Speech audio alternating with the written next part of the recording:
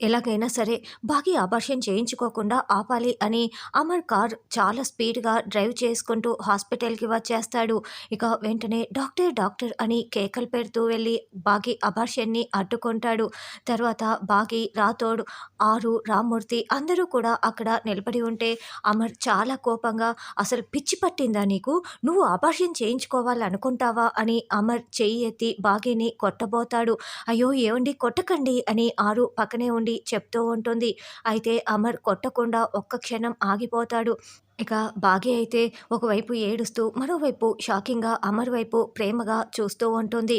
"అయ్యో తల్లి భాగి, ఏంటమ్మా ఈ అబార్షన్ చేయించుకోవటం ఏంటి? నీ కడుపులో బిడ్డని నువ్వే దూరం చేసుకోవటం ఏంటి తల్లి?" అని రామ్మూర్తి చాలా బాధపడుతూ ఏడుస్తూ ఉంటాడు. "ఏంటి రాథోడ్, నాకు తెలియకుండా నువ్వు బాగీని ఇలా తీసుకురావటం ఏంటి?" అని అమర్ సీరియస్‌గా ప్రశ్నిస్తూ ఉంటే ఇక రాథోడ్ కూడా ఏడుస్తూ, "అయ్యో సార్, నేను మిస్సమ్మకి ఎంతో చెప్పి చూశాను. కానీ నా మాట వినలేదు సార్. ఒట్టు వేసి ఎవరికీ చెప్పొద్దని మాట తీసుకుంది సార్. అందుకే నేను మీకు చెప్పలేకపోయాను. నేను మీకు చెప్పనందుకు నన్ను క్షమించండి సార్, క్షమించండి" అని రాథోడ్ వేడుకుంటూ ఉంటాడు.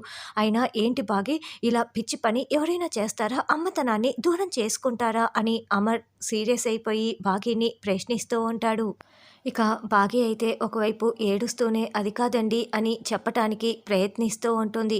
"ఏంటి చెల్లి ఇలా చేశావు?" అని ఆరు కూడా చాలా ప్రేమగా బాగీ వైపు చూస్తూ ఉంటుంది.